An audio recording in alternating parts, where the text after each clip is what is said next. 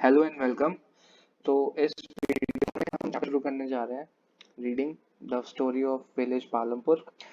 तो इस वीडियो को देखने से पहले इससे लास्ट वाली वीडियो ज़रूर देखना, जिसमें इस चैप्टर की समरी बताई है मैंने। 10-15 मिनट की वीडियो है, उसमें आपका पूरा एक ब्रीफली आपको सब कुछ समझ में आ जाएगा इस चैप्टर में है क्या। उसके बाद ही चैप्टर देखोगे तो बहुत ज़्यादा अच्छे समझ में आएगा। तो अब हम इस चैप्टर को रीड करते हैं जल्दी से और देखते हैं इसमें है क्या। तो सबसे पहले इसका ओवरव्यू देखते हैं, दैट इज इसका पर्पस क्या है चैप्टर का। The purpose of the story is to introduce some basic concept related to production. जैसा कि मैंने लास्ट वीडियो में बताया था कि हम प्रोडक्शन के कंसेप्ट पढ़ेंगे इस पर्टिकुलर चैप्टर में, and this we do through a story of hypothetical village called Palampur. Palampur एक विलेज है, उसकी एक स्टोरी है, उसके थ्रू हम समझेंगे क्या प्रोडक्शन के मेथड्स। ठीक है। Farming is the main activity in Palampur. Farming main activity है कहाँ पे, पालमपुर में। Whereas several other activities such as small scale manufacturing, dairy, transport. कुछ सेकेंडरी एक्टिविटीज भी यहाँ पे होती है, जैसे small scale manufacturing, dairy and transport are carried out on limited scale. ये एक छोटे लेवल पे होती है, लेकिन फार्मिंग जो है वो मेन एक्टिविटी है, वो बहुत बड़े लेवल पे होती है। And these carried out on a limited scale, these production activities need various types of resources। In particular activities को करने के लिए कुछ नेचुरल रिसोर्सेज की जरूरत पड़ती है। ठीक है। और कुछ मैन मेड रिसोर्सेज की भी जरूरत पड़ती है। कुछ नेचुरल रिसोर्सेज और कुछ मैन मेड रिसोर्सेज की जरूरत पड़ती है। ठीक है। और ह्यूमन एफर्ट, आपकी मेहनत की भी जरूरत पड़ती है। जब आप एग्रीकल्चर करते हो उसमें आपकी लेबर की जरूरत पड़ती है। और कैपिटल, पैसों की भी जरूरत पड़ती है। ठीक है। And money. As we read through the story of Palampur, we will learn how various resources combine to produce the desired goods and services in the village। तो हमारा बेसिक पर्पस क्या था, प्रोडक्शन को पढ़ना, और प्रोडक्शन के through हमें क्या गुड्स एंड सर्विसेज चाहिए वो हम अपने हिसाब से प्रोड्यूस करेंगे। ठीक है। तो उन चीज़ों को प्रोड्यूस करने के लिए हमें कुछ एक्टिविटीज़ करनी पड़ती हैं, जिसमें हमें कुछ रिसोर्सेज की ज़रूरत पड़ती है, जो कि नेचुरल रिसोर्सेज हो सकती है, मैन मेड रिसोर्सेज हो सकती हैं। ठीक है। उन रिसोर्सेज की हेल्प के थ्रू हम अपने गुड्स एंड सर्विसेज प्रोड्यूस करते हैं। ठीक है। तो अब हम स्टोरी शुरू करते हैं पालमपुर की। Palampur is a well connected with neighbor villages and towns. Raiganj is a big village in 3 kilometers from Palampur, and all weather road connected to the village to Raiganj and further on to the nearest small town of Shahpur. Many kinds of transports are visible on the road, starting from bullock cart, tangas, buggies loaded with jaggery and commodities to motor vehicles like motorcycle, jeeps and tractors and trucks. एक small village है पालमपुर, उसके आसपास एक रायगंज है जो कि एक बड़ी विलेज है, और एक छोटी विलेज एक और है जिसे हमने क्या बोला है, शाहपुर, जो एक छोटा टाउन है। और अच्छी वेल कनेक्टेड रोड्स हैं, अच्छे से बिल्डअप हुई हुई हैं। उसमें बहुत सारा हमें ट्रांसपोर्ट व्हीकल्स दिखते हैं, जैसे बुलक कार्ट्स वगैरह हो गए, कुछ बेसिक व्हीकल्स दिखते हैं ये वाले, बुग्गीज हो गए, जिसमें हम क्या करते हैं, अपना रॉ मटेरियल ट्रांसपोर्ट करते हैं एक सिटी से या एक विलेज से दूसरी विलेज में, या एक विलेज से एक बड़े टाउन में। ठीक है। जैसे कि बुगीज जो है वो क्या करती हैं, जैगरी जो है गुड़ को सप्लाई करती हैं एक जगह से दूसरी जगह पे। और दूसरी अदर व्हीकल्स भी, मोटर व्हीकल्स भी देखने को मिलते हैं, जैसे मोटरसाइकिल, जीप, ट्रैक्टर्स, ट्रक्स। ठीक है। This village has about 450 families. 450 families रहती हैं इस विलेज में, belonging to several different caste. The 80 upper caste families own the majority of the land in the village. अब 450 फैमिलीज रहती हैं नियरली, ठीक है, पूरी विलेज में, जिसमें से जो मोस्ट रिच जो फैमिलीज हैं वो लगभग 80 फैमिलीज है, और वो अपर कास्ट की फैमिलीज है, और जितना भी विलेज का लैंड है सबसे ज्यादा उनके पास ही है। ठीक है। तो जो बाकी के 370 फैमिलीज बचती हैं वो लोअर कास्ट फैमिली है, और उनके पास इतना लैंड नहीं है। लेकिन जो 450 में से 80 अपर कास्ट फैमिलीज जो है, सबसे ज्यादा लैंड पूरी विलेज का उनके पास ही है। Their houses, some of them are quite large, बड़े बड़े घर हैं उनके पास। ठीक है। ब्रिक से बने हुए हैं और सीमेंटिंग प्लास्टरिंग है। ठीक है। और जो एससी दलित्स वगैरह हैं वो 1/3 ऑफ द पॉपुलेशन, जिनकी पॉपुलेशन तो ज्यादा है लेकिन एक कॉर्नर में रहते हैं विलेज के, और बहुत ही मतलब कच्चे मकान है उनके, मड और स्ट्रॉ से बने हुए, एंड और बहुत छोटे छोटे घर हैं उनके। Most of the houses have electric connections. बहुत सारे हाउसेस में इलेक्ट्रिक कनेक्शंस तो है, लेकिन ठीक है, तो इसका मतलब वहां पे घर तो भले ही छोटे हैं लेकिन इलेक्ट्रिसिटी की सप्लाई अच्छी है। Electricity powers all the tube wells in the fields and is used in various types of small businesses. Palampur has two primary school, दो primary school है पालमपुर में, and one secondary school, one high school. This is a primary, there is a primary healthcare center run by the government and one private dispensary where the sick are treated. एक primary healthcare center है और एक dispensary है private जहाँ पे लोगों का इलाज किया जाता है. द डिस्क्रिप्शन अबाउट, ये पूरा का पूरा जो इंट्रोडक्शन है ये क्या बता रहा है हमें. This description above shows that Palampur has fairly well developed system of roads. Roads अच्छी हैं, ट्रांसपोर्ट भी अच्छा है, इलेक्ट्रिसिटी भी अच्छी है, इरिगेशन भी अच्छा है, स्कूल भी अच्छा है, स्कूल्स भी अच्छे हैं, हेल्थ केयर सेंटर भी अच्छा है. Compare these facilities with your near by villages. The story of Palampur, an imaginary village, will take us through the different types of production activities in the village. हमने दो तरीके की production activities देखी थी last video में. कौन कौन सी? जो एक हमारी फार्मिंग एक्टिविटीज हो गई और दूसरी हमारी नॉन फार्मिंग एक्टिविटीज हो गई. ठीक है, तो फार्म एक्टिविटीज में हमारी जितनी भी एग्रीकल्चर से रिलेटेड एक्टिविटीज थी वो सारी आ गई, और जो हमारी नॉन फार्म एक्टिविटीज थी उसमें हमारा क्या क्या आ गया, स्मॉल स्केल मैन्युफैक्चरिंग आ गई, जैसे ये ट्रांसपोर्ट आ गया, हमारा शॉप कीपिंग आ गई, ये सब हमने देखा था लास्ट वीडियो में. ठीक है, अब इन सब के बारे में एक एक करके पढ़ेंगे. सबसे पहले ऑर्गेनाइजेशन ऑफ प्रोडक्शन. याद है मैंने फैक्टर्स ऑफ प्रोडक्शन बताए थे, चार तरीके के होते हैं. ठीक है, इसमें वो देखेंगे. The aim of the production is to produce the goods and services that we want. क्या एम होता है प्रोडक्शन का? प्रोडक्शन करनी क्यों है हमें, क्या किस लिए चाहिए प्रोडक्शन? जिससे कि हमें जो गुड्स एंड सर्विसेज हमें चाहिए, जिनकी हमें यूज है, नीड है, वो हम प्रोड्यूस कर सकें. There are four requirements for production of goods and services. अब गुड्स एंड सर्विस प्रोड्यूस करने के लिए चार बेसिक रिक्वायरमेंट्स होती हैं. ठीक है, पहली रिक्वायरमेंट क्या है? लैंड की. ठीक है, and other natural resource such as water, forest, minerals. ठीक है, उसके बाद आती है हमारी दूसरी रिक्वायरमेंट. दूसरी रिक्वायरमेंट इज लेबर. जो लेबर उस लैंड के ऊपर काम करेगी, है ना.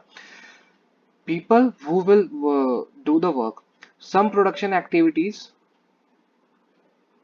some production activities require highly educated workers to perform the necessary tasks. कुछ production activities में educated persons की जरूरत पड़ती है कुछ particular task करने के लिए, क्योंकि वो थोड़े technical होते हैं. Other activities require workers who can do manual work. कुछ activities ऐसी होती हैं जो manually हर कोई कर सकता है. Each worker is providing the labor necessary for production, पर they are providing the labor. Third requirement क्या थी, मैंने बताया था, फिजिकल कैपिटल की. Physical capital that is the variety of inputs required at every stage during production. जैसे हमारी machines हो गई, है ना, हमारी मशीन्स हो गई और जितने भी टूल्स और इक्विपमेंट्स हमारे लग रहे हैं वो सारा कुछ. ये रहे tools, machines, buildings. Tools and machines range from very simple tools such as farmer's plow to a sophisticated machine. ठीक है, टूल्स जो होते हैं उसमें एक छोटे से छोटा टूल भी आता है, जैसे जो हल होता है फार्मर का, वो उससे लेके जो बहुत ज़्यादा कॉम्प्लिकेटेड मशीन्स होती हैं वो तक सारी की सारी हमारी टूल्स और मशीन्स के अंदर आ जाती है. Such as generators, turbines, computers, ये सब हमारी थोड़ी टेक्निकल मशीन्स होती हैं, सोफिस्टिकेटेड होती है, कॉम्प्लेक्स मशीन्स होती हैं. Tools, machines and buildings can be used in production over many years and are called fixed capital. ये जो हमारी इन्वेस्टमेंट होती है इन मशीन्स में, इनमें सब में हम पैसा लगाते हैं, तो ये बहुत सालों तक चलती हैं, इसलिए इन्हें क्या कहते हैं हम? फिक्स कैपिटल कहते हैं. Tools, machines, buildings can be used in a production over many years, that is why they are called fixed capital. तो फिक्स्ड कैपिटल कौन कौन से होते हैं हमारे? Tools, machines, buildings. ये क्वेश्चन आपका पूछा जा सकता है कि व्हाट आर फिक्स्ड कैपिटल्स. तो fixed capitals are the tools, machines, buildings that can be used in production over many years. उसके बाद हमारे वर्किंग कैपिटल आता है. Raw material, money in hand, ये सारा हमारा वर्किंग कैपिटल होता है. पढ़ा था ना हमने ह्यूमन कैपिटल दूसरे तरीके का, उसमें उसका एक सब पार्ट होता है working capital.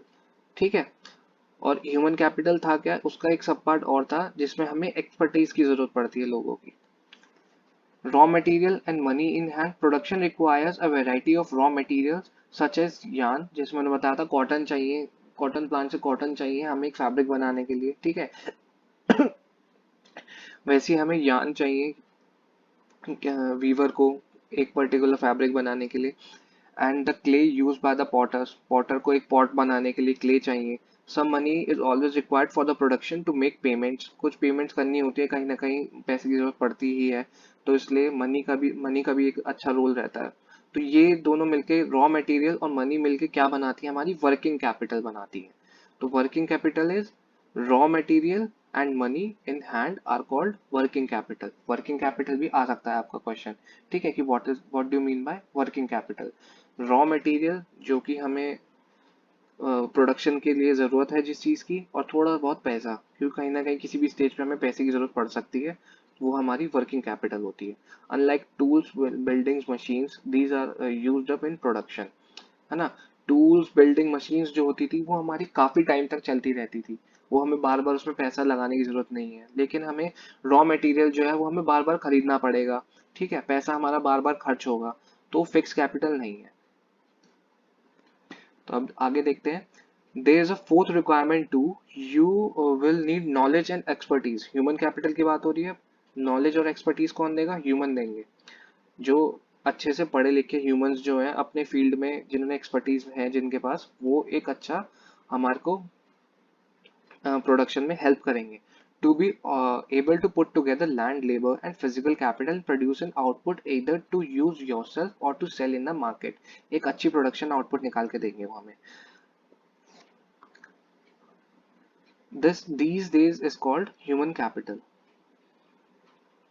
We shall learn more about human capital in the next chapter. In this picture, identify the land, labor and fixed capital used in production. तो आप देख सकते हैं इसमें लैंड, लेबर और जो भी हमारी मशीनरी हो गई है ना, फिजिकल कैपिटल हो गई है, हमारी लेबर हो गई, जहाँ पे काम करें वो हमारा लैंड हो गया, है ना। Every production is organised by combining land. एक प्रोडक्शन अगर हमें कहीं पे भी करनी है तो हमें किन किन चीज़ों को कंबाइन करना पड़ेगा, combining land, labor, physical capital and human capital, which are called as factors of production। ठीक है, मैंने बताया था लास्ट वीडियो में भी फैक्टर्स ऑफ प्रोडक्शन क्या होते हैं हमारे, land, labour, physical capital and human capital. इन चारों को जब हम कंबाइन कर देंगे तो हमारा क्या निकल के आता है, फैक्टर्स ऑफ प्रोडक्शन। जिन चीज़ों की हमें ज़रूरत है कुछ प्रोड्यूस करने के लिए, गुड्स एंड सर्विसेज प्रोड्यूस करने के लिए। As we read through the story of Palampur, we will learn about more about the first three factors of production. For convenience, we will refer to the physical capital as the capital in the next chapter. Physical capital से आगे का हम सारा next chapter में देखेंगे। उससे पहले का हम land, labor, machinery, ये सारी चीज़ें हम इसी वीडियो में देखेंगे। Now farming in Palampur. अब फार्म एक्टिविटीज की बात कर रहे हैं। तो सबसे पहले एक चीज बताई थी मैंने कि लैंड जो है वो हमारा फिक्स्ड होता है, इंडिया में बहुत साल से लैंड फिक्स्ड है, पर पॉपुलेशन बढ़ती जा रही है तो प्रोडक्शन भी बढ़ानी पड़ेगी, है ना।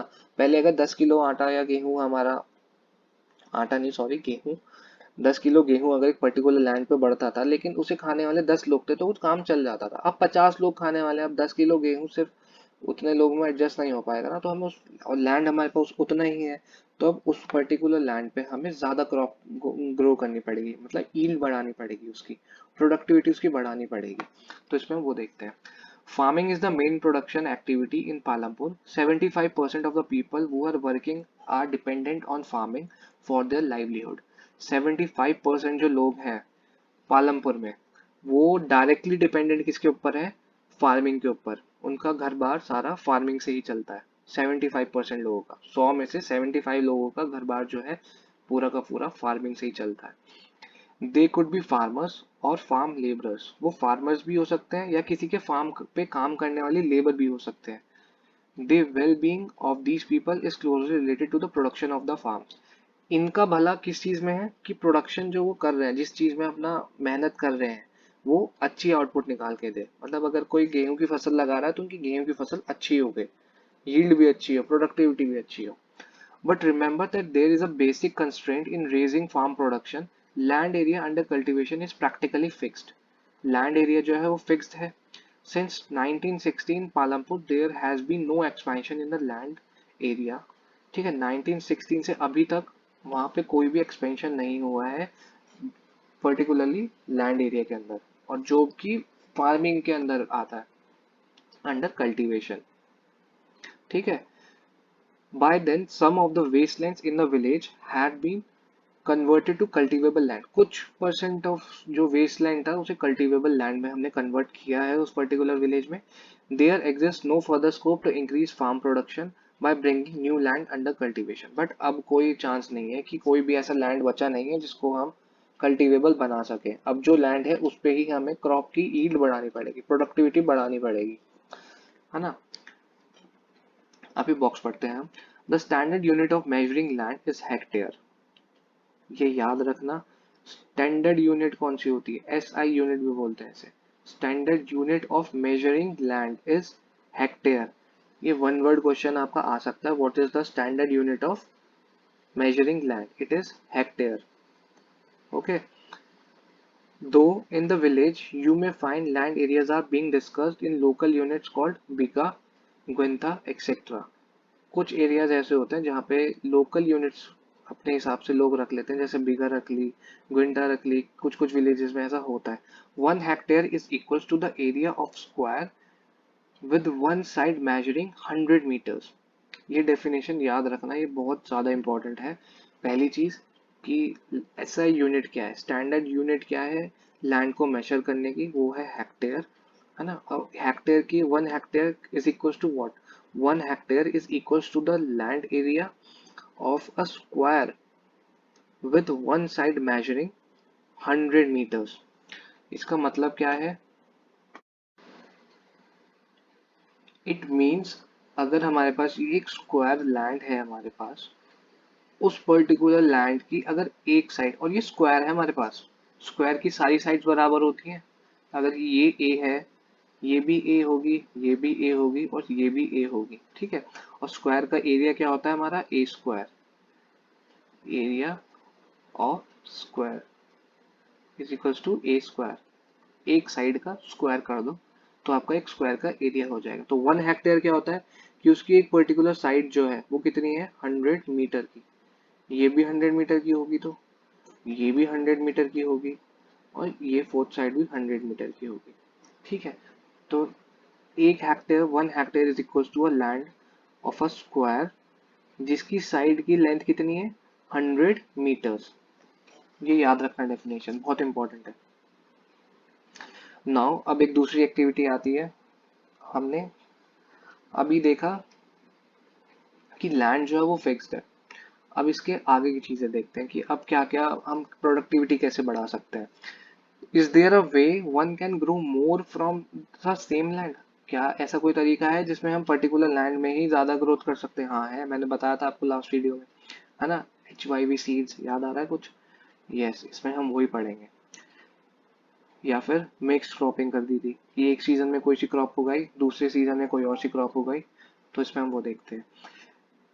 In the kind of crops grown and facilities available, Palampur would resemble a village of a western part of the state of Uttar Pradesh. Uttar Pradesh के वेस्टर्न साइड में पड़ती है ये पर्टिकुलर विलेज, तो वहाँ के हिसाब से हम पढ़ते हैं. All land is cultivated in Palampur. No land is left idle. लगभग सारा का सारा लैंड जो है वो कल्टीवेट किया जाता है, कोई भी लैंड आइडल नहीं छोड़ा जाता है.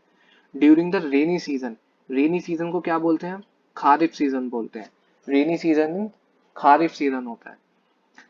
फार्मर्स ग्रो ज्वार एंड बाजरा.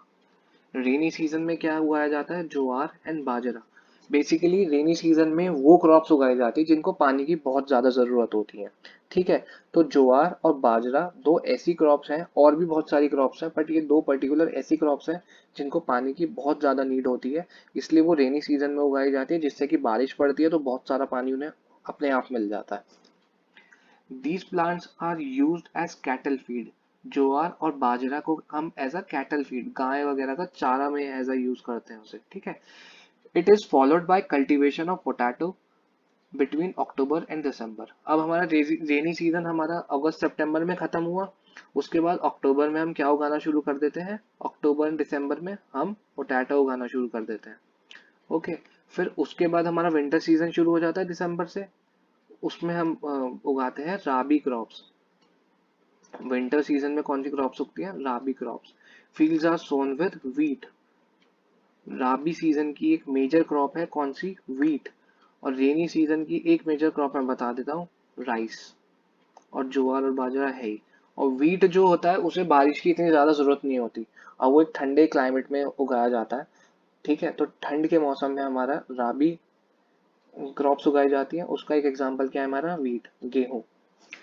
ठीक है, कभी भी आप देखना गेहूं जो है वो जनवरी दिसंबर के आसपास उगाना शुरू होते हैं, और उसकी कल्टीवेशन जो होती है वो हमारी मार्च अप्रैल के टाइम पे हो जाती है, मेजरली अप्रैल के टाइम पे होती है। From the wheat produce farmers keep enough wheat for the families consumption. जब उन्होंने व्हीट उगाया उसमें से वो अपनी फैमिली कंजम्पशन के लिए बचा के रखते हैं सारा का सारा, फिर जो एक्स्ट्रा बचता है उसे वो, हाँ, जो एक्स्ट्रा बचा उसे सबसे पहले तो सरप्लस व्हीट बोलते हैं। सरप्लस क्या होता है, सरप्लस जैसे हमने 10 किलो गेहूं उगाया, हम 5 जनों की फैमिली है, हम 5 जनों की फैमिली एक महीने में हम 5 किलो गेहूं खाएंगे। ठीक है, तो हमारे पास 5 किलो बच जाएगा, तो जो हमारे पास बची हुई क्वांटिटी होगी उसे हम सरप्लस बोलते हैं। ठीक है, तो इसमें यही होता है कि जो फार्मर्स होते हैं वो अपनी फैमिली के कंजम्पशन के लिए पहले सारा निकाल लेते हैं, उसके बाद जो सरप्लस बचता है उसे मार्केट में बेच आते हैं। Surplus wheat eight market at Raiganj, Raiganj की मार्केट में पालमपुर वाले बेच के आ जाते हैं। A part of land area is also devoted to sugar cane. Sugar cane भी एक